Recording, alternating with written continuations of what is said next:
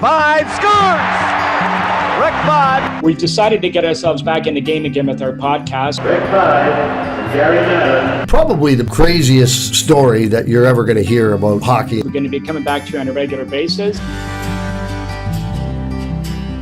You are listening to Squid and the Ultimate Leafs Fan.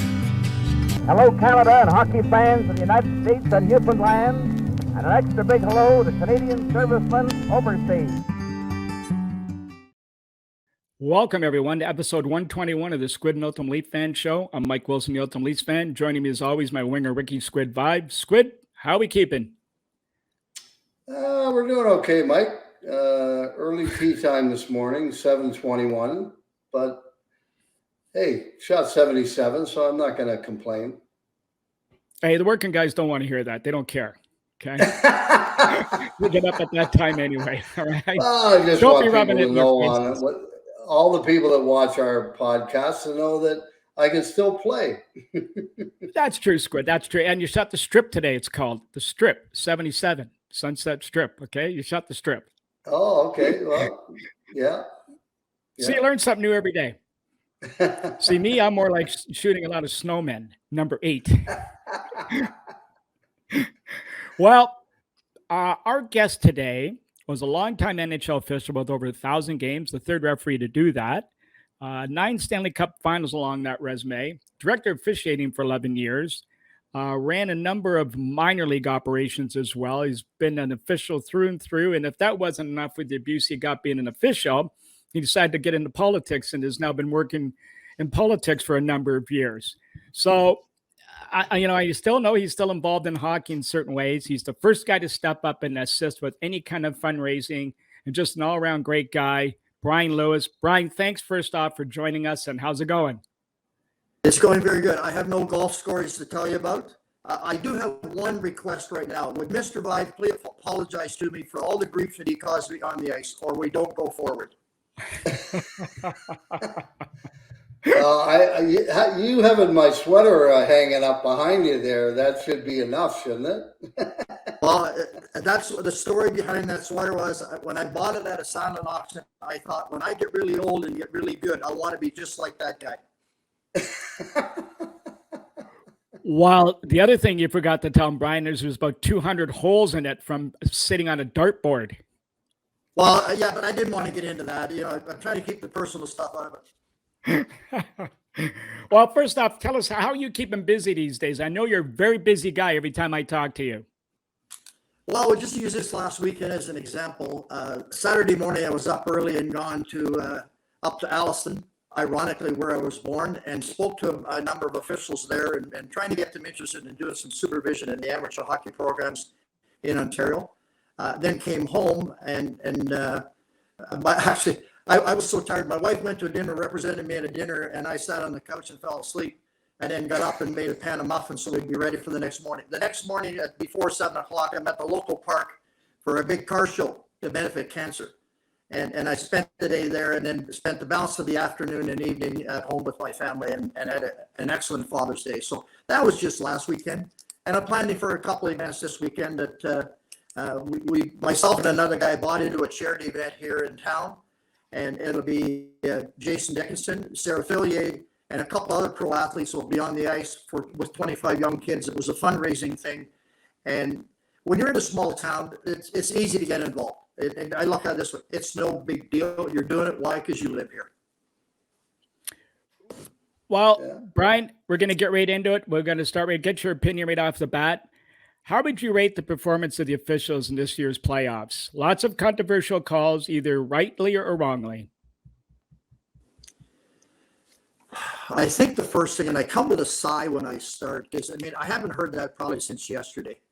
Because I haven't been out of my home today yet, planting flowers, but you have to understand this. And as I said to the officials on Saturday, we get accused in the third period of putting our whistle in our pocket while the players are playing, and we want to let them play. And we have to recognize how the players are playing. So in a particular case here, all I simply say is, and we could go to the theory of penalty at the 1 minute mark as a penalty at the 59-minute mark, but then you have to factor in where the player's tired, where there are a number of players in the corner. And the moment you can put in there and say maybe and perhaps, and I say don't make the call. And then the other part would be is those that I think that are obvious. This seems to be a long-winded answer, but for those penalties that are obvious, then who's wrong and the player's wrong.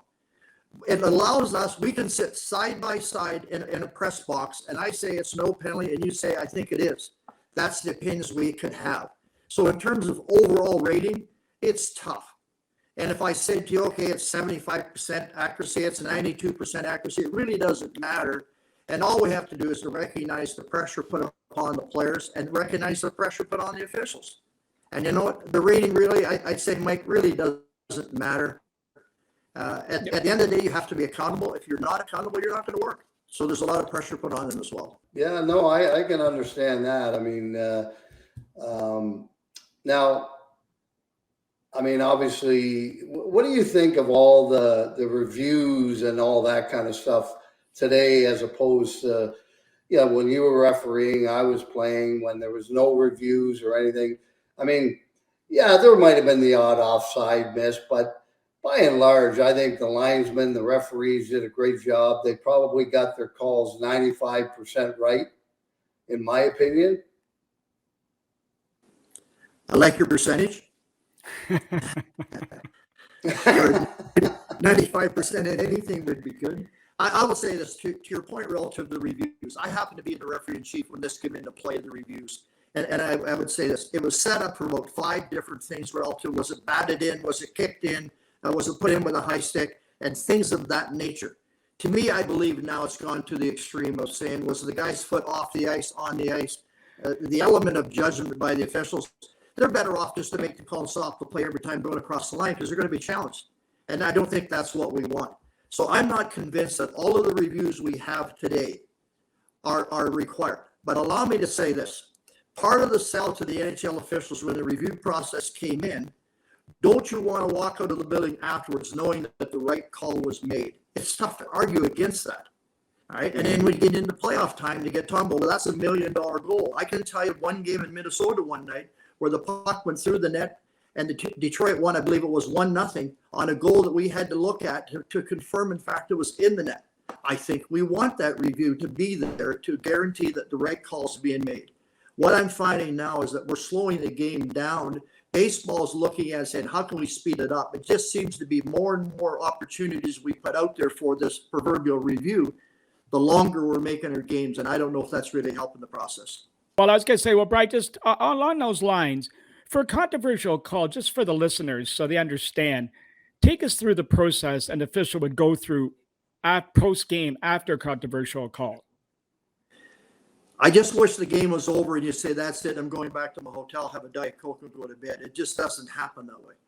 At playoff time, there's a supervisor, a series supervisor who's at every game. So let's just say, Mike, you're the supervisor between Toronto and Boston. You are at all 7 games to provide as much continuity as possible that you can. After the game, put it this way, when that game is over with, there may be clips on your monitor already by the time you get back to the hotel. You've got stuff the league wants you to look at. Not to belittle and not to berate, but to make you better for the next game out. And yes, the official's entitled to their opinion, and they may have to say, I did this because, but at least they're given an opportunity to offer clarity as to why the particular calls were made. So the game, when the game is over with, from an official standpoint, and then besides that, if there's incidents within the game, you're filing a very detailed report with the league office. All right. So it's not, well, there, the buzzer went and we're going to the dressing room for a shower and going back to the hotel. I wish it was that easy. It just isn't. And you got to understand this. If I am rated, I'll say subpar in 1 or 2 playoff games, I am not going to get the next round. So I pay a price for not doing the job properly. And so it's a great incentive to work as hard as you can, make the calls the way they should be, and walk out of the building saying the right team won. So how many pair of eyes would be involved with breaking down the play and dealing with the referee in question? Just the supervisor? Yeah, usually, but I would say this. That game is obviously, I know, and the fans know that game is being monitored at the NHL office in Toronto. Those things there's a person there that's just doing nothing but watching the officiating aspect of it. Never mind, was it kicked in, batted in, and all those other things that come into play.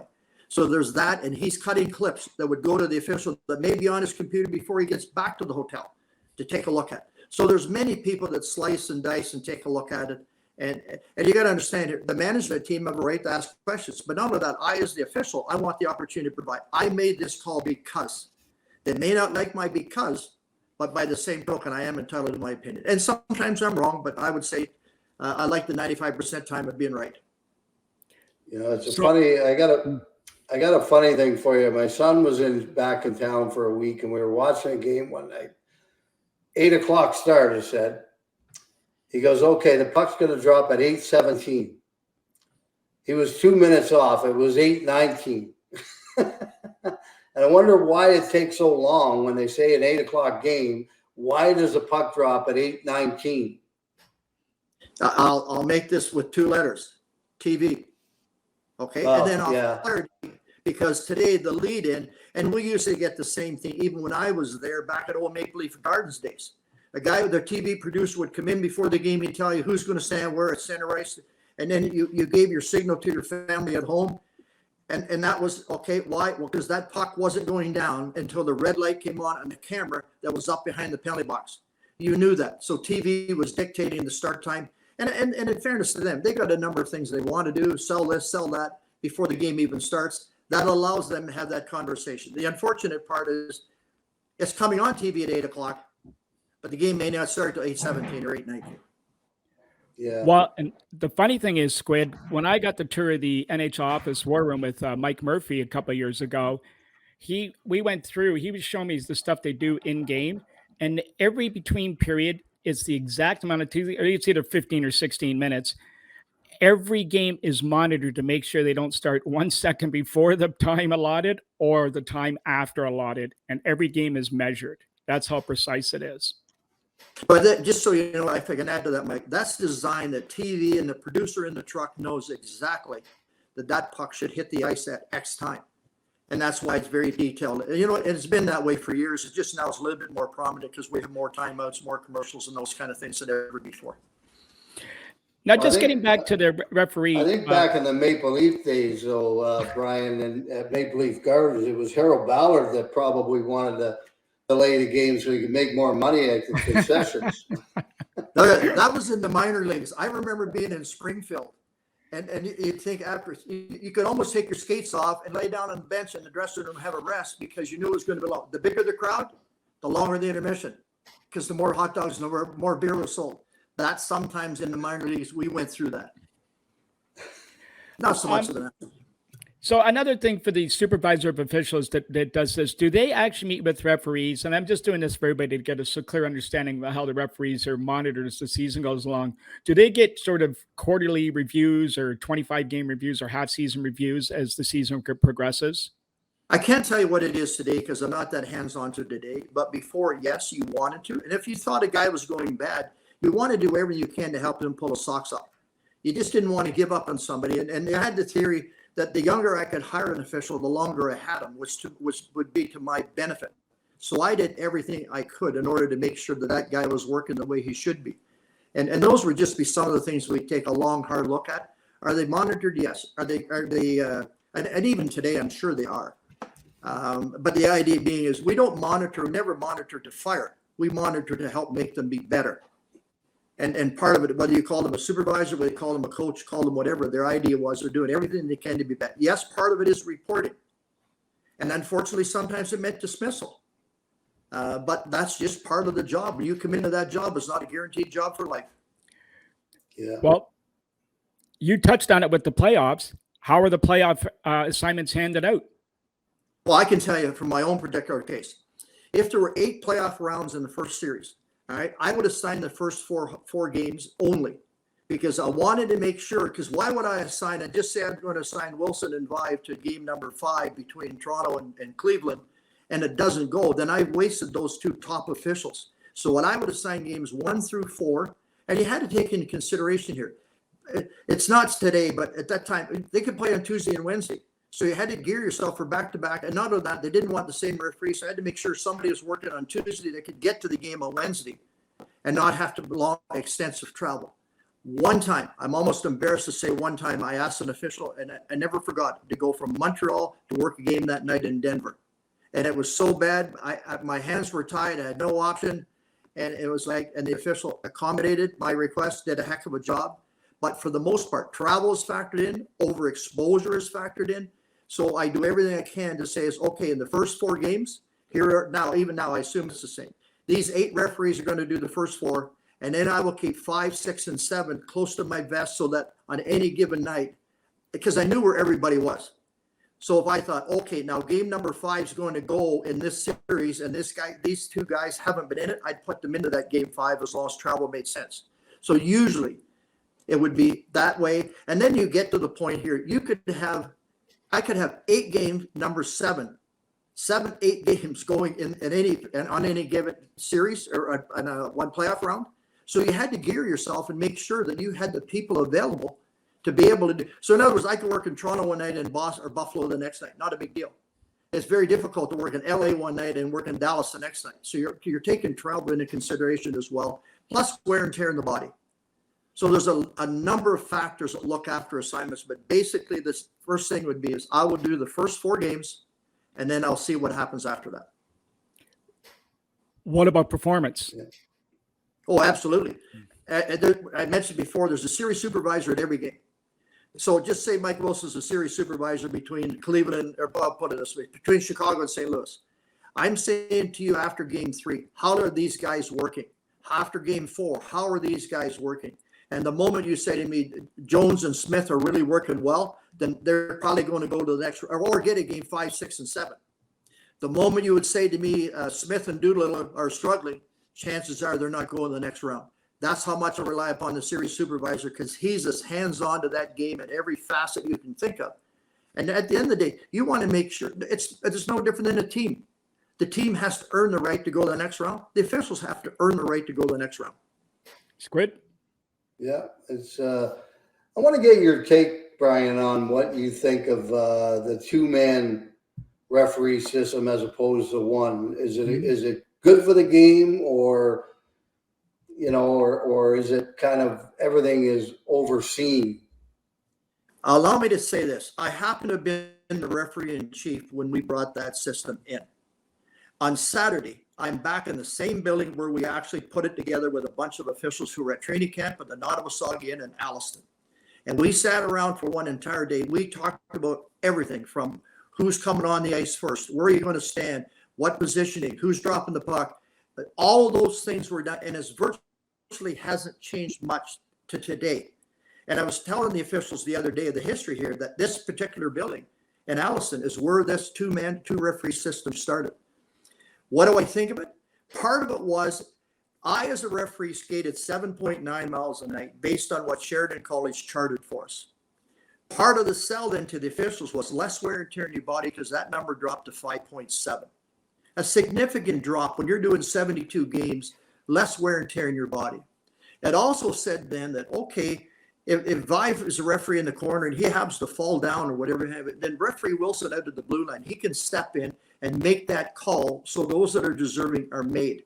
There's a couple of downsides to that if you're standing in the corner, you're looking at it and saying, it's not a penalty. I don't want the guy coming in from 65 feet away making that call. That does happen, but that's not what we want. It was never intended for that.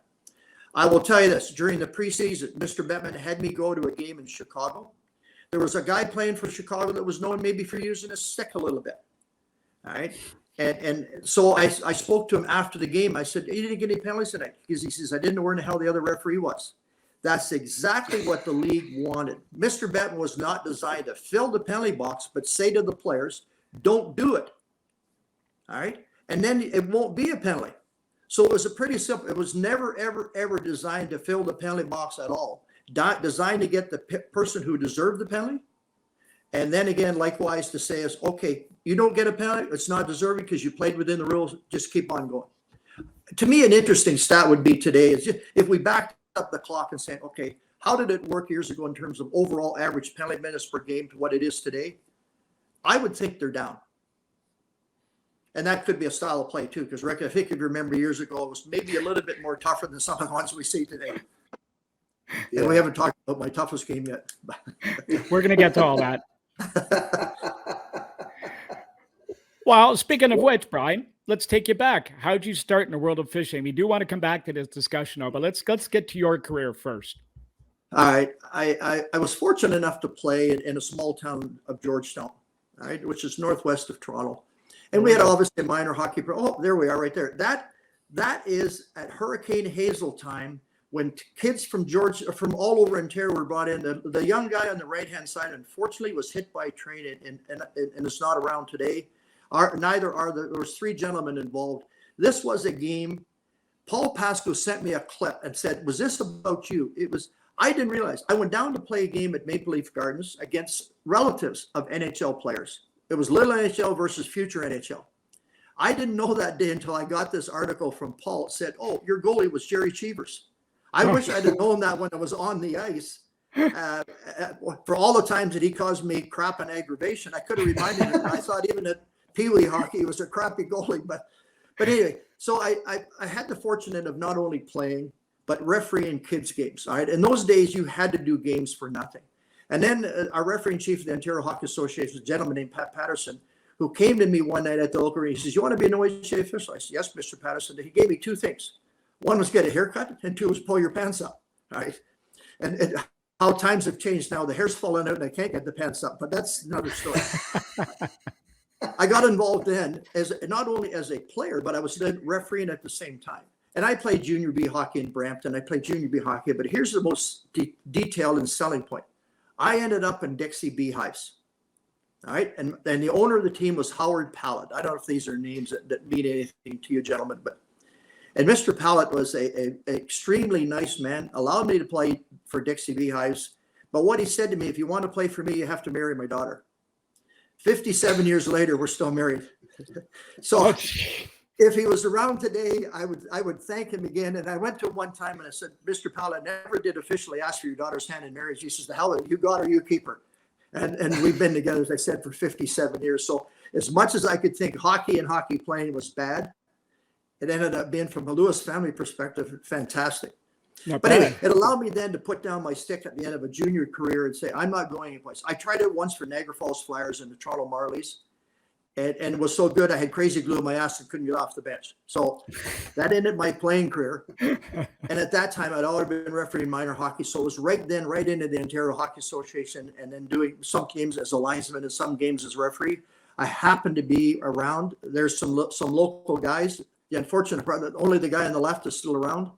But it allowed me then to get into officiating a little bit quicker because I'd already been working and doing hockey. And then when hockey expanded, 1967, Scotty Morrison sent Frank Adveri, I think it was, down to a place called Gordie Howe Hockeyland in Detroit.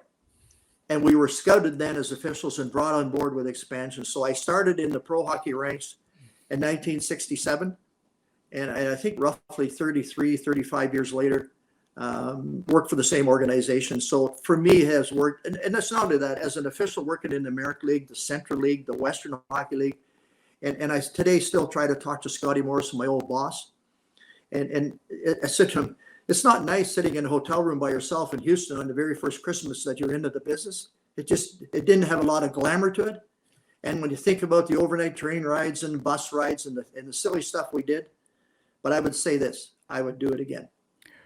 Well, now, Bryan, talk about training camps for you guys. Was there actual training camps for tryouts for officials, or was it just for you guys to get in shape? And how did a guy get invited to those camps? We used to go to, we had a saying, if you went to training camp and you weren't in shape, you're going to be in something else. All right. So the incentive to be in shape was there.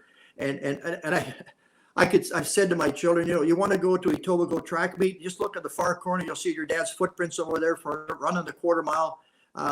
Running up and down the road here. I live in the country, running up and down the road with a green garbage bag on and duct tape wrapped around the waist to get you to sweat. My brother was a greenskeeper at a golf course. He gave me the key to the sauna at nighttime. I mean, all those things you did before you got to training camp, because we had, Scotty Morrison would call us the Red Barons, what quite frankly meant you met outside the Baron Bar Grill at 7 o'clock in the morning because you were going to go for a run. All right. So you had a greater incentive to get into shape. Yes, we have a training camp. We had a training camp every year. My first one was in Brantford, Kitchener. And then we went to Brantford and moved around every once in a while. And then when I was part of the management team, as I said before, we were as far away as the Nottawasaga Inn. What you were looking for was facilities that had fitness clubs within the hotel, skating rinks that weren't that far away, that kind of stuff. And then, of course, obviously, rule sessions.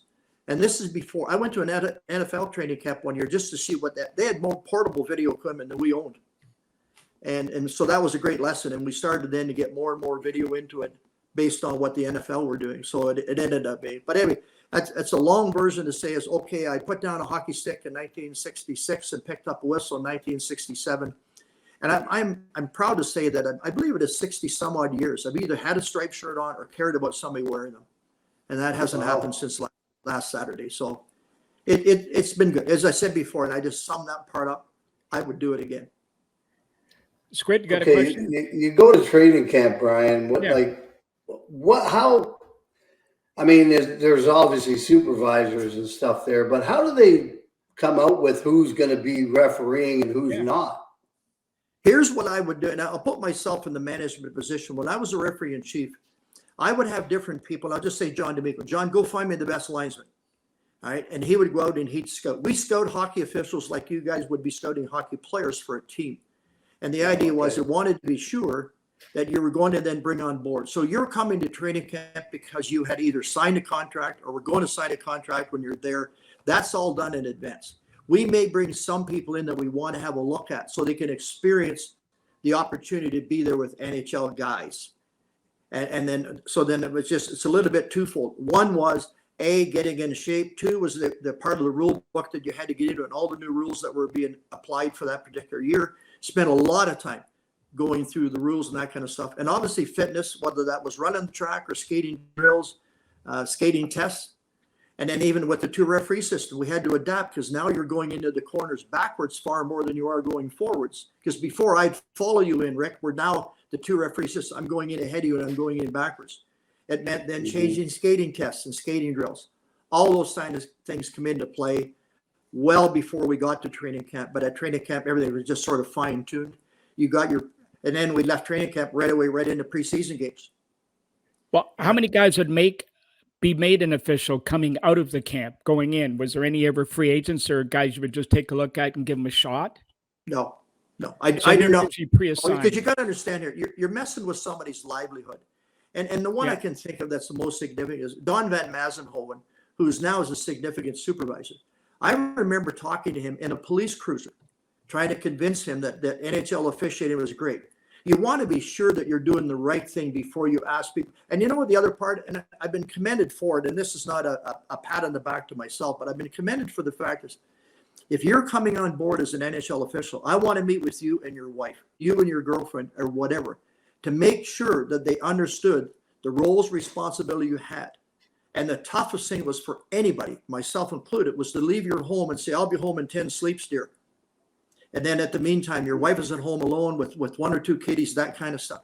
So I was adamant in meeting with player officials' wives to be able to have that and make sure they totally understood. Because the last thing you want is to have somebody come back and you say, why didn't you tell my husband that? I just wanted them to know directly. And I've had a few pats on the back for saying, I'm glad you did that. Well, kind of sounds like my career when I got traded back in those days when you left. You had to leave right away. I remember getting traded from Chicago to Buffalo the day after Christmas. My wife was pregnant. We had a 2-year-old. And I had to leave at 1 o'clock. My in-laws were in town for the holidays. There was a storm. I didn't get to Buffalo in time to play that night. And I didn't see them until February 4th. And, I'm assuming that, being an official, you're gone for probably 2 or 3 weeks sometimes, right? Well, I don't want to pick on Scotty Morrison, my boss, but I still to this day said to him, I think February the 2nd to March the 3rd was a long road trip. He says, I didn't do that. All right. So now we have a debate, was it or wasn't. So I don't want to throw a stone at Scotty. I have too much respect for him. And when I was in the management position as a referee chief and doing the assignments of people, I always had in the back of my mind. I remember one day Ray Scampanello saying to me, just because I'm not married doesn't mean I don't want to go home. All right. Lesson number one. And the other part would be is that to me is your productivity goes down if you're away and you're down and you could be on the road and your kids are sick or there's many things. My brother Bruce was my mechanic, my repair guy, everything, because why? When I'm not around, he's doing it. Everybody needs that person. All right. So there's many factors that says, okay, so now you're the boss and you're doing this. I remember, okay, I'll send Vibe out on Thursday. He'll work here Friday, work there Saturday, do a game Tuesday, Thursday. You know what? I can get him a Saturday afternoon and he can fly home Saturday night. All those kind of things would be in my mind and said, what can I do? And my idea was a 10-day road trip would be max. I don't want to say it didn't happen beyond that, but for my ideas, if I can get you out in 10, or probably back home in 10 days, and not only that, I'd bring you back home, just say to Toronto, use that as an example, and then give you a game in Toronto on Wednesday, or give you a game in Buffalo Thursday, which meant then you could drive in, drive back home. So it was always in the back of your mind, the length of a road trip, absolutely. Well, We used Bryan, to say NHL just meant no home life. Yeah, I don't think anybody realizes, Brian, that as an official, you don't have a home game. yeah. Well, I do in terms of being home. I don't in terms of what's on the ice. And you know what? Even when I was the boss, people complained about how come we got him again? How come we got him again? Well, maybe he'd been on a 10-day road trip and I want to give him a game and you haven't played at home for a period of time. There's all those kind of things that come into play. On a positive note, Rick, you were talking about being traded and moving your family and so on. I was never traded. I lived in the house that I'm living in. No, actually, I only lived in 2 homes since I've been married. And that part of it was, okay, I have not been traded. And I would use that as a weak and feeble excuse to my wife and say, well, we don't make as much money as the player does, but, we're not moving around. Some people did move. Some people requested to move from an officiating standpoint. So we would try to put them A, where they were comfortable, and B, perhaps they'd be in an area that they had family or whatever. So just say a guy could move from Edmonton and say, I want to go to Denver or go to LA or whatever have you. So movement was a part, absolutely. But in terms of being moved, like being traded, no, that didn't happen. Well, Bryan, after all of that, let's talk about your first game. Now you're going from playing the little NHL, doing some minor league games, doing OHL, and all of a sudden you're standing on the ice, probably in some place like the Forum, and all of a sudden you're looking around the ice, and here's all the guys you're growing up watching. You're standing the same ice as them, and you're going to be dictating their careers to a degree for the next 60 minutes. That must have been a little overwhelming. I can recall game number 1, and I should know the date off the top of my head, but it was in Montreal. You're right. And it might have been Buffalo at Montreal, but I'm not 100% certain. And then fast forward, my 1,000 game was in Montreal. My first playoff game was in Montreal. So I said, on a sad note, I got a plaque here with 3 Montreal Canadian pucks on it. But on a positive note, all of it represents some history and that. So the league, Scotty, tried to put you back in the building where you did your first one. But unfortunately today, if you did your first one in Kansas City or Cleveland, you're not going back. So now it's done. The honored games are being done as I'll say as a tribute where it works for you and your family. First game, I remember standing at center ice, and I'll tell you what, I was shaking so badly. I thought I was going to end up on the blue line in front of me where the players were, because it's a long ways from the Georgetown minor hockey system to doing an NHL game. And you know what, on a positive note, a lot of the players at that time had been in the American Hockey League where I had been for 3 years, or the Western Hockey League where I'd been for 2 or 3 years. So you're on the ice with people you actually knew. And I think that worked to my advantage in terms of knowing players and players knowing me. And I'm not too sure that happens today. Well, what about if you're looking at Bobby Orr or Gordie Howe or Bobby Hull, and all of a sudden you got to call a penalty to these guys? And just to take the question one step further, and then you go look over and some guy screaming at you from the bench, and it's some legendary coach. Like that, again, did you have to set the standard right away to let these guys know you weren't going to be intimidated and you weren't going to be pushed around? Yeah, and I guess the best thing, and we even talked about this recently as Saturday, how are your mannerisms? And I said to them, guys, when you skate on the ice, do you look like an official? All right, how do you carry yourself? Those kind of things. And I think that's important, and probably was then. Did they know this was my first or second or third game? Probably not, because you tried to carry yourself as if you're that proverbial wily old veteran. Right? Now, I can tell you this. Some of the people you dealt with weren't very nice because they knew you were a rookie. And when I say not very nice, I didn't want to go talk to a certain coach. Why? Because you knew he wasn't going to say thank you. You knew he was going to slam the door. You knew he was going to puff his cheeks. I think, why in the heck am I going to go there? So yes, there were some that were. Allow me. In my first year, I worked 4 games as a linesman because I guess somebody was either short or sick or whatever have you. And one of them was in Detroit. And one of the players went in the corner. Barkley player went in the corner to hit Gordie Howe. And Gordie Howe smucked him upside the head so badly the player went skating over to the referee, who was Vern Buffy, wily old veteran Vern Buffy. And Plager's whining and crying, and all Buffy turned and says, "You got what you deserved." And then, if I said that to a player today, I'd be fired. Right? But anyway, that was it. Could I do that as a young official? Heck no. I had to earn my stripes. And I'll say this without naming officials. I sat with some NHL guys and said, you know what?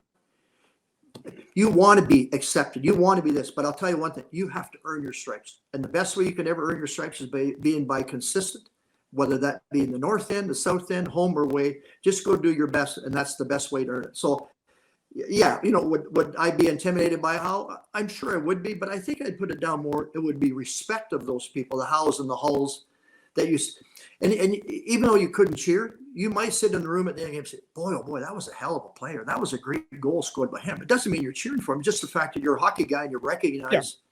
I don't know if I ever said that about Vive, though. Well, speaking of Vive, you got every pitcher tells a story. Now, there's 4, I think, sweaters behind you there. I'm sure there's 5 sweaters back there and a little tiny one. There's got to be a story for a few of those. How about the Vive sweater? There's got to be a story to that. Well, there was and there is, and I'm extremely pleased that I was at an event one time and I said, you know what? These were signed team captain sweaters, all right? And I said, I have to have that. I'm not a Toronto Maple Leaf fan, but I respect the game so much to be able to say, and these were available. And I said to somebody, I said, you know what? I don't care what the price is. I have to get it. And so that Vive sweater sits there saying, okay, as I said before, when I get really old, I want to play like him. No, I don't want to. But I have respect for what it was as a captain. I have respect for how he would treat me. And I have 4 others. Pardon me. I have 3 other sweaters downstairs because somebody took one. I'm missing one. But anyway, that's why the Vive sweater here is just nothing but appreciation for the crap and abuse that he caused me. Now, what about the captain sweater on the left side, the King sweater? There's got to be a story there. Is that Marcel's? No, that's Dave Lewis. Dave Taylor. And I'll tell you what. Dave Taylor. And we were at an event or something, and we got talking about hockey sweaters. So we made a deal that we would, next time we were together, we'd exchange sweaters. One of my first games the following season was in LA. He had been made team captain. All right. And so he came to the dressing room before the game and said, here's my promise. He brought me this sweater with Lewis on the back. I gave him my sweater with Lewis on the back. I said, there's only one thing that's going to happen here. I can wear your sweater in the street. There's no way in the world you're wearing mine. And the little tiny sweater, get over here. There's a little sweater there. My dear, sweet, late mother-in-law took one of my sweaters and cut that down and made that sweater for me. Every one of my children have had pictures taken with that on. I have given that to PR directors of NHL teams that they would do it. And not long ago, I had the pleasure, but unfortunate pleasure of speaking at Ron Eagle's funeral. I take this with me as part of the fun part of my presentation relative to that. But that is an actual NHL sweater cut down. As I said before, I have a boy and 2 girls. And my son, I have pictures of him with a whistle in his hand and all that stuff. I don't know whether it was 1 or 2 or whatever have you. So there's a lot of history behind that. And there's a lot of emotions attached to that little sweater. It's great. Yeah, Bryan, you mentioned that the supervisors were there to help the officials more so than, could treat them or whatever. They also, I remember Andy Van Helleman coming to me as a coach of the ECHL and sitting me down and saying, listen, if you're going to, talk to an official, put your hands in your pocket. Don't yell and scream. Don't wave your hands. Sure enough, Terry Koharski's doing a game, and I call him over, and I got my hand. I said, I'll try it. So I put my hands in my pocket. And I said, you see that good-looking lady over there by the penalty box? And he goes to turn around. I said, don't turn around. And I said, but look at when you get a chance, you got to look at her. She's stunning, right? This was in South Carolina. And I said, by the way, I said, those last 3 calls you made were horseshit. So anyway, lo and behold, he goes right to the penalty box, pretending like he's talking to the official in the penalty box and looking at the girl. And he looks at me and he goes, oh, boy.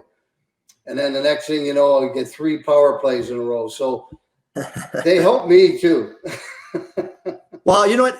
There was a time at the NHL we offered at the start of the season during preseason games to have an official come in early at either a practice or whatever have you, or a pregame skate, and go in and talk to the players about rules.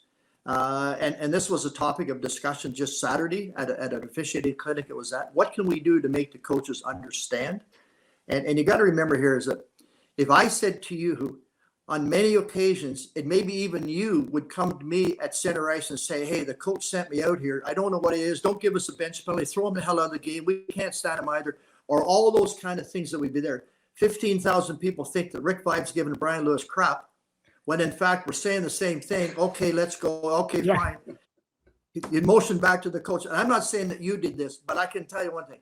More than one hockey player, the message that was delivered to him from the coach is not the message I got at center ice. Right? Yeah. And part of the problem was you had to hide your face so people didn't see the fact that you're actually laughing, because that's what it would be. And you know what? But part of that is the report. Why would I do anything to make my job more difficult? So if Andy's talking to you and saying, do this, do that, because he doesn't want you to get a bench penalty. He doesn't want the official to have to go over and give you a bench penalty. So there's many things. I have a nephew who's involved in a minor hockey program in Mississauga. Uncle Brian, can you come down and talk to our coaches? Yeah. All right.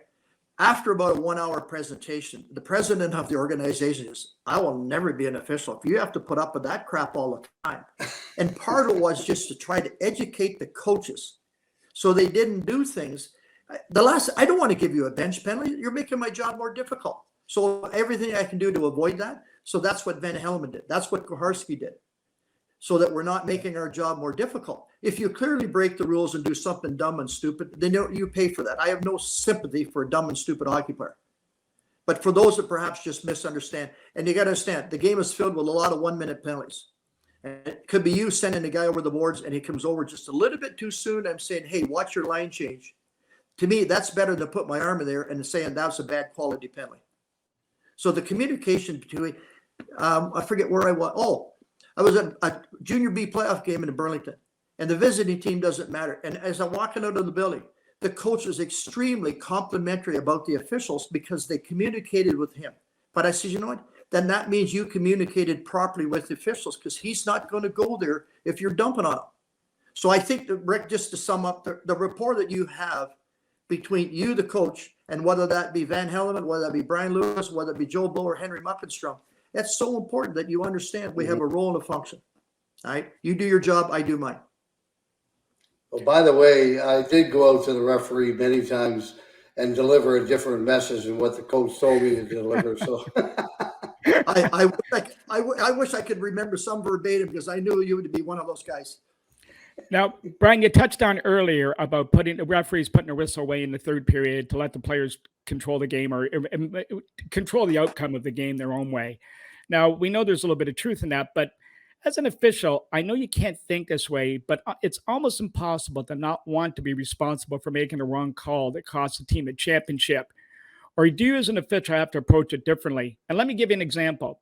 For those of us old enough to remember, the WHA Russia series in 1974 was center stage for hockey at the time. And the referee by the name of Tom Brown, I'm sure you remember that name, he made a non-call on a goal for the Russians and made another bad call. And he was pretty much finished after that. Now, I happen to know this guy. He worked at IBM with my dad, and he had a pretty good ego. And I'll tell you what, he wasn't the same guy after that. And I don't think he worked very much. So all that aside, what I just rambled on about, is that weighing on referees' minds at time that you better be careful? Or, I mean, it's very stressful, obviously. I think we've had this topic here before, and it could be disguised as other words here. And again, some of this came up on Saturday talking to the officials. Unfortunately, we get tarred with, oh yeah, there was no penalties in the third period. He put his whistle in the pocket. But and I would say to you, and I'd say to Rick, If that score is, and we use these as examples talking to junior players on Saturday. If that score is 7-1, I have to have my game management a little bit tighter, a little bit where part of my function is to provide for player safety. And I'm going to officiate that game differently. And I said to them, you know what? If you're out there with a tack hammer, you put that away and you get out a sledgehammer, because the players have to learn part of my job and part of my function is player safety. Turn that around. Now the score is 2-2 with 10 minutes to go. What was a scrum in the first period is not a scrum in the third period. We have to recognize that. And there are some teams that are coached, and I think we saw that this year in the playoffs. Don't get involved. It's not worth it. We'll take the power play. Don't get involved. To me, that's smart coaching. And I supervise in the Ontario Hockey Association around here as well. That's part of my message when I talk to the coach. Why would you do that? You're making the official's job easy. Don't do it. Don't get involved. And then our idea would be okay, I'm going to come in and I'm going to take the guy in the green sweater. He's the guy that's causing me the grief. Part of that is just identify. I should say this. If it's a clear-cut penalty, put the guy in the penalty box as he's wrong. All right. And we used to talk about scoring opportunities and flagrant fouls and those kind of things. That's easy. Just put him in the bad boys box, and whether that's 1 minute or 59-minute mark, don't do it. Now what we're saying here in game management, recognize the fact how the players are playing. They play differently in that 7-1 hockey game than they do in the 2-2. It could be the same teams. I have to react to what the players are giving me. All right. And to me, it's as I said before, I'll get out the sledgehammer, and there's been many of those games that you sit there and you think, oh my God, will this ever end? You hope for a clock malfunction to get out of it. But the idea being here is, so I think it's so important. I just like to stress here is it's not a case of not wanting to call a penalty. It's recognizing the fact, and out of that, accidents will happen. If those things are on purpose, put them in the box.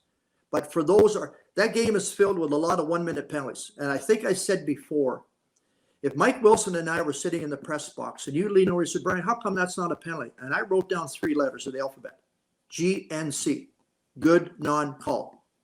You and I are allowed to have our debate back and forth. All right. That's a debate that hockey people have. And sometimes, just sometimes, an element of prejudice is put in there. So, Brian, what in your career, what was the funniest thing a coach ever said to you in a conversation? I sat, and when I was beyond the ice, you didn't have an opportunity to communicate that much. And then when I was part of the management team, and even on the ice, we always want to stay at a different hotel. So we weren't in that social environment. But I can recall one night where I happened to be at a hotel and the visiting team was there. And I want to be careful. I'm going to disguise any coach's names here, and because I don't want to. I have too much respect for the coach, and that's fair enough. And he would be having a beer at the bar, and the trainer was there, and the equipment guy was there, and I don't know who else. And the bartender lady said, "That's it, you've had enough." So then he'd send the equipment guy down around the corner to buy a beer, come back, and he'd stand there and say, "Ha ha, I got another one," and I only have to drive the elevator, and all that kind of stuff. But it was apparently the coach has 1 or 2 blowouts a year. And this happened to be that I was there for the 1 or 2 blowouts. And we got talking about officiating. All right. And there was a referee that went before every game, he would do this at center ice. This really bothered that coach big time. So the next night I go out on the ice and I went, goal judge. And I looked at the bench and he just gives me a big watch, a big wave. But that was part of the rapport you could have in those days. And I think of that, and I still remember that, and I still have such respect for that gentleman. And he's probably in the Hall of Fame as a coach. If he isn't, he darn well should be. But I mean, that's the kind of stuff that you could have. So when I think of some of those things, and then I can also turn that around. I already made reference to it, but some of them, it was like, my God, you couldn't even say thank you to them without one of the words being profane, coming back at you. So why would you go put yourself in that environment? So there was always, is there art today? I was with a gentleman the other day that coached in the university hockey, and I'm involved in the university hockey program in Ontario. Cadillac of people to deal with. Just absolutely fantastic people. And you know what, the game of hockey? I always remember coach telling me, this game revolves around 2 letters of the alphabet. So, of course, I was naive, and I said, oh, yeah, what's that? He says, W's and L's. He says, if I have too many L's and not enough W's, I'm out of work. Now, Brian, do you ever have any players tell you to maybe put a whistle away to speed a game up so they could go do something, or they didn't really want to play that night or something like that? Yeah, I could. And I could probably sit here and think, okay, over time, who would be that? As I said before, on many occasions, players would come to you, the captain would come to you and tell you something which was dramatically different.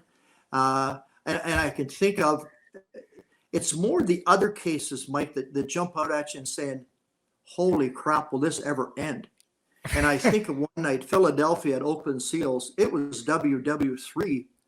And I remember like it was yesterday, it was just a check on Don Selesky down from the penalty bench that they took exceptions to. And it meant then that 20 guys had to meet on the ice from one team and 20 from another team. And three of us guys in striped shirts were standing there saying, what the hell do we do now? Because all hell's breaking loose. And then, so that would be, well, not with that, then you say afterwards, okay, I have to go back to a hotel. I'm writing reports until Lord knows what time at night. And then you're up the next morning, and I fly up to Vancouver, and Philadelphia's playing at Vancouver. We're skating around before the game, and the Spear goalie, I can't remember who it was, he came to me as we're going around and says, hey, Louie, don't worry about it tonight. We can't get off the bench. They got seatbelts on the bench. All right. That was supposed to make me feel better. All right. So no, there've been lots of there's been lots of really good stories, lots of good rapport. And some nights over a cold beer, these get better. And well, probably let me interrupt you for 1 second. You told me a story one time about Murray Lemieux in the Super Bowl. The boys all want to go watch the game, and you broke kind of a habit of yours to go along and put the whistle away a little bit. Then the game got out of hand, and then Murray pulled a Pontius Pilate and said it had nothing to do with me. But you had warned them, don't let this get out of hand, and I'll give you guys a break. Well, you know what? And that could be the case. I can't vividly recall that and all the details, but he'd be a guy that would be. You had to appreciate the fact how good a talent he was. All right. Yeah. Did he get any? But he would be a guy that would offload if he thought things just weren't going his way. He had a tremendous desire to win. And again, I appreciate the fact that winning is far more better and far more fun than losing. And whatever these guys, I mean, if I said to you, I don't want to say turn that perception around, but I've also had guys tell me they're going to cut my eyes out. All right. I live in the country and I have a mailbox. For fun, it was black and white stripes. The police said, no, not black and white stripes anymore, and it isn't. I had to get my phone number unlisted. All right. Why? Because my wife was receiving calls. And I'll tell you what, the game was in Toronto at Minnesota, playoff game. And I guess it didn't go the way some fans thought it should be, and they're offloading on my wife on the phone. And the NHL security department came. They made arrangements for the police to sit up the road and watch my kids get on and off the bus. I had a note slipped underneath my door one night in Montreal saying the next time I come to New York, I was going to get shot. And my first reaction, well, I know I'm going back to New York. I hope the guy's a bad aim. That kind of stuff. So there's for all of the good stuff, for all of the fun stuff, unfortunately, there's some on the other side. But you know what? I'm just going to repeat what I've already said twice. I would do it all over again. Well, speaking of doing over again. Brian, what about, go ahead, would you think the communication, because I know we used to talk a lot back in the day. Do you think it's a lot different back then than it is now? Do you think it was better then or better now? And I mean with the coaches as well. Well, I mean, first of all, I want the fans to understand your clarity. Well, you said communication and you talk and I talk. No, it was you talked and I listened. Okay. And then I tried to separate fact from fiction, or ask somebody to translate because you'd be so heated that really didn't mean anything. I believe that the communication before was better, and part of it was, Rick, very candidly, that maybe not in your case, but in a lot of other cases, I was on the ice in Springfield, in Baltimore, in Seattle, and San Diego with a lot of these players who now got their opportunity to play in the National Hockey League. I think that was a benefit to me. All right.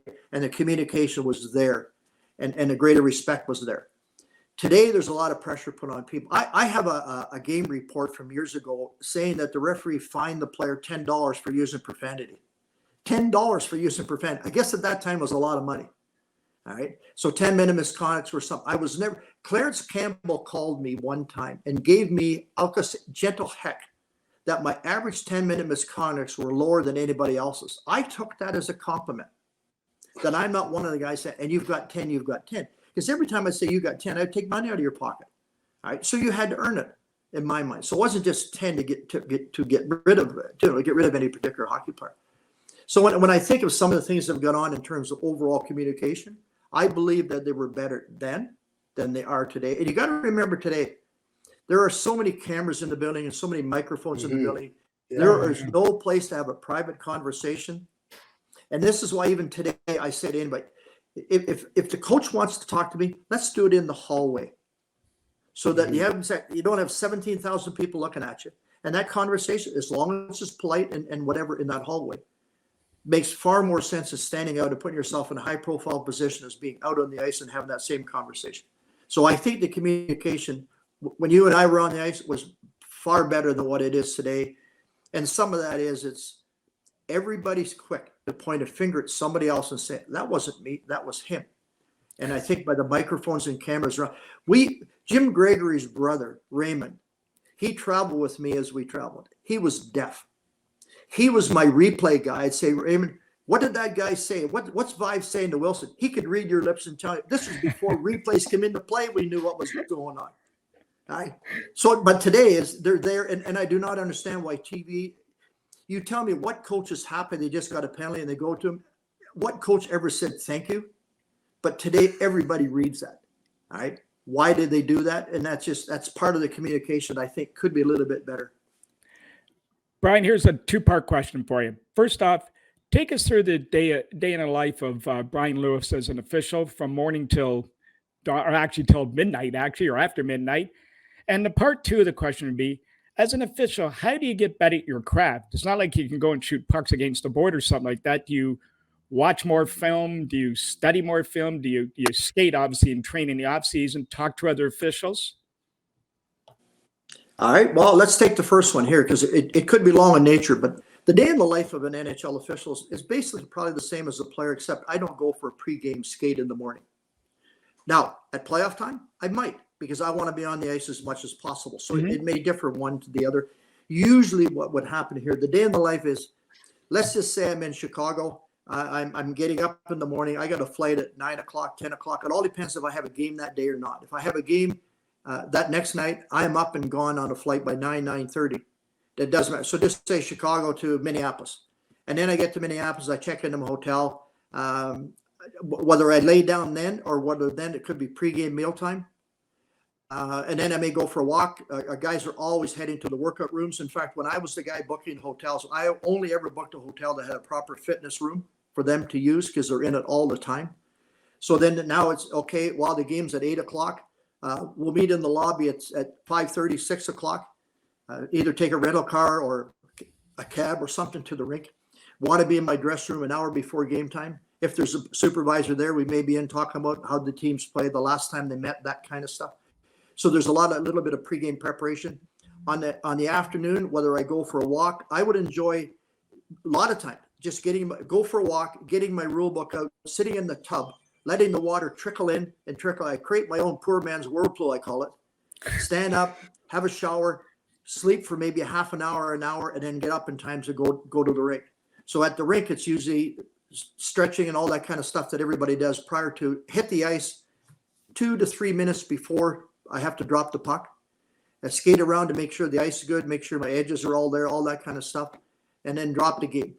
All depends what happens within the game. I can tell you there's times that I've flown from LA to Montreal for a hearing for something that was really bad. All right. So Mr. Campbell, and I should speak to that. I'm one of the few people. I worked for Mr. Campbell, Mr. Ziegler, Mr. Stein, and Mr. Bettman. And there probably aren't many of us that were part of an organization that did that. So sometimes there'd be a hearing that you would have to go to. Wow. You would do a report after the game. You'd file a report by audio, by telephone. And then sometimes, as I said before, you may have to take off and go to a hearing that they would have. Yeah. And then the same thing then is okay. Because your pregame meal for me was in and around, I'd say 1 o'clock. So after a game at 10:30, 11 o'clock, we used to have a saying, I could eat the arson out and infect a skunk. You were so damn hungry that you had to get a bite to eat, whether it was combined with a beer or Diet Coke or whatever have you, you would do that. Go to bed. And then, the other part would be is we'd have to take our equipment because I'm taking my own equipment. Thank God for lampshades, because that was where you hung your sweater over the lampshade to get it dry, because you had to wear it the next day. Some hotels, if they had a heater or something like that, that's where you put your skates there upside down in order to get them dry, because you had to wear them the next day. And then sometimes if you got to the hotel and at a suitable time before your next game would be to try to find a laundromat in order to get your underwear washed and clean, because nobody else is doing that for you but you. So it could be a long day, especially it's a long day if it's combined with travel. Because in those, I mean, we're not going to the airport and getting a ticket handed to us. We're going to the airport. We're booking our flights, booking our hotels. We're told where to do it, and somebody does it for us. But we say, "It's okay. I have a day off. I don't want to go until noon. Oh, I got a game the next day. I got to go by 9:30." So you actually become like a travel agent and get to know who goes between this airport and that airport, that kind of stuff. So there's a lot of homework that goes on. A lot of pregame preparation that goes on, and there's a lot of post-game preparation that goes on, but that's usually based on the type of game that you're there. How do you get better at your craft? Skating is one thing, and we have brought in skating instructors, all that kind of stuff, but I also had the belief, I don't know at my age when I was in the National Hockey, if somebody could change my skating style. I needed rockets on my skates in order to get my skates to go faster, because when I went to the whip, I could only go what I could do. But in terms of then it became, okay, I remember one time a veteran referee, Lloyd Gilmore, said, "Why should I go down the corner?" I said, "Sooner or later, they're coming back." Right? But I can't do that. So then you learn this, how do I cheat? How do I get in the corner? How do I have the positioning I want by the net? How do I maybe start going up the ice when the defensive team goes on the attack? I might want to take then 1 or 2 strides a little bit quicker and start going up the ice, that kind of stuff. So a lot of it is, as you get older, you get wiser. In order to accommodate some of those things are not as fast as before. So getting better is a rule book. Getting better is to make sure you're applying the rules properly, and there's no substitute for experience. Squid? I see a lot of these pictures. You're in Toronto, and would you do more games in Toronto because you lived in the area, or would you travel? Would you do as many games outside of Toronto? Sorry, I'll do it 2-part, and one is as a referee on the ice. I went all over. I went to every building. All right, and it didn't matter. You didn't know where you're going to be. Here's your assignments. They're given to you by game number. You matched them up to what was in the schedule, and you just went. And then when I was a management person, in terms of the number one thing that jumped out from an assignment standpoint was overexposure. Right? And I can give you one example. A referee was working in San Jose, LA, and Anaheim, because it made no sense to fly somebody in to do one of those games. And I just said, hey, if it's easy for the team to do, the visiting team could do that. And I'll tell you one thing, I heard about it from the manager. How come we have him 3 games in a row? So sometimes the overexposure is stuff that you try to avoid. Before I would start the assignments, I had a computer printout. I called it a home and away sheet. It told me every referee how many times that Rick Vibe had Toronto at home, Toronto away, Montreal at home, Montreal away. And I did everything I could to try to avoid overexposure. So that to me was the number one thing that jumped out at me is, I don't want to see you and you don't want to see me. That's fair. So I tried to work around that to be able to say, is okay, what can I do? But as I said before, from a referee perspective, and I think even today, they're all over. The lines are a little bit more regionalized, except at playoff time. But for the most part, the referee, you could be in, I'll say you could be in Vancouver one day and next weekend you're working in Florida. Your frequent flyer miles are the bonus you get in hotel points.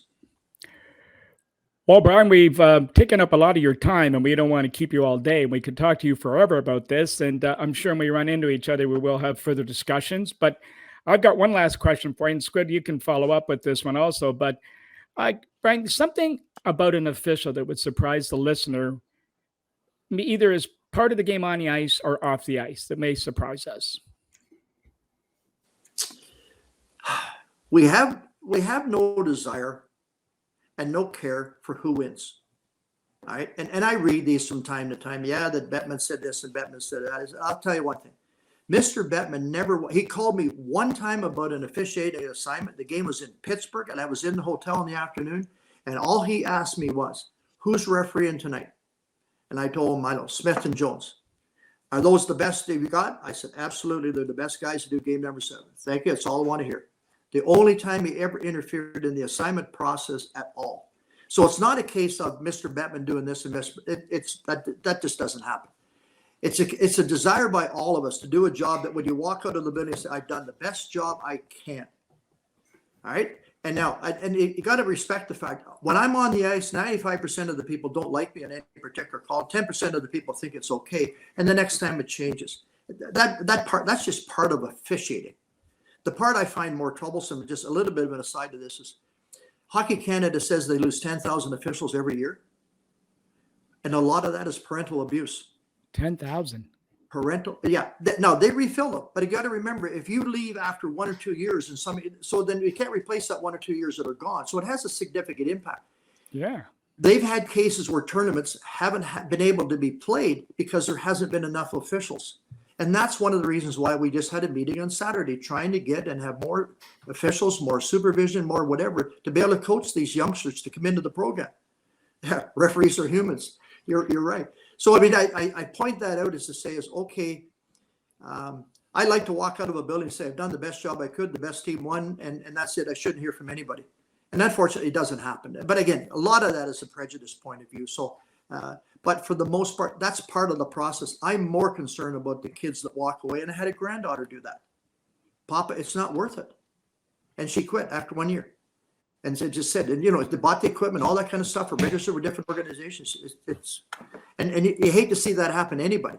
But yet some nights when I'm at a game watching a grandson play and you listen to the people up in the audience and they're berating this young 13-year-old girl out there, or little boy that's refereeing a hockey game, wants to do their best. They're getting paid $10, $20 for the game.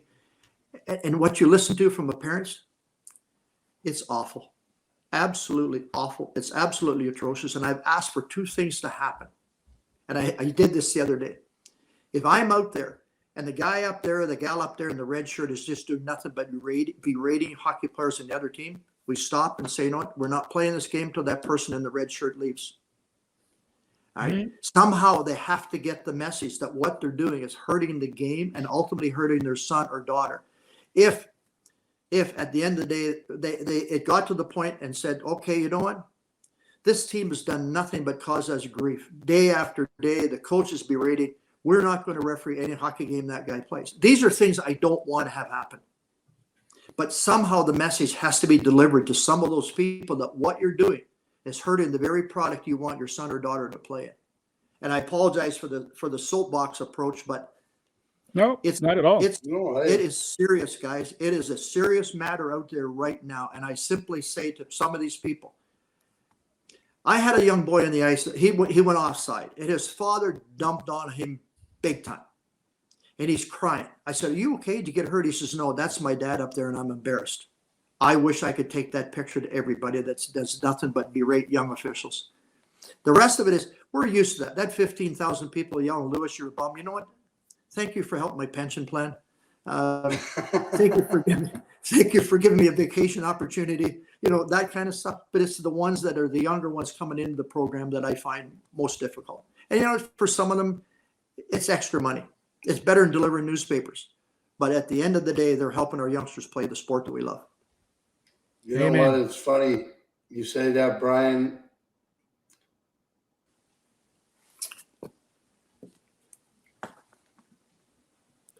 When I watch my sons play, like my father did, I looked for the furthest part of the rink that I could find, and I would stand up in the corner and I wouldn't say a word. And regardless of the refereeing or anything, but like you said, it is a terrible thing that's going now. I coached in the GCHL for 1 year, and basically I had 15 kids on the team.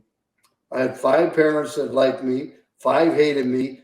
So I had to keep the 5 that hated me away from the other 5. Well, it is a problem. I remember at a tournament my son was at in Pittsburgh one time years ago, and it came to the rink one morning and he had a mezzanine overlooking the rink. And I came into the rink to go watch the game, and there was glass all over beside the rink, like the rink between the wall and all over the mat. and I looked up and the glass had been covered over with cardboard. And apparently an angry parent the night before the game threw a table through the window when the game went the wrong way or something happened. Now you imagine if somebody been standing below watching the game, could have got hit with the table. So we've all seen it all. And it is ridiculous. If we had a chance to videotape some of the stuff that parents do and play it back to them, they may never go to a rink again. Yeah. Well, Bryan, we want to thank you so much for joining us today. It was wonderful. There's the whistle. I was waiting for that. We had so much to cover. It was fantastic. Squid, final comment for Bryan before we let him go. No, thanks a lot, Bryan. And you know what? I don't think you guys get enough credit for the job you had to do back in the day, and some of the coaches that, and even some of the players. But you guys did a great job. Like I said, especially linesmen offsides. I bet you they got 95% of them right.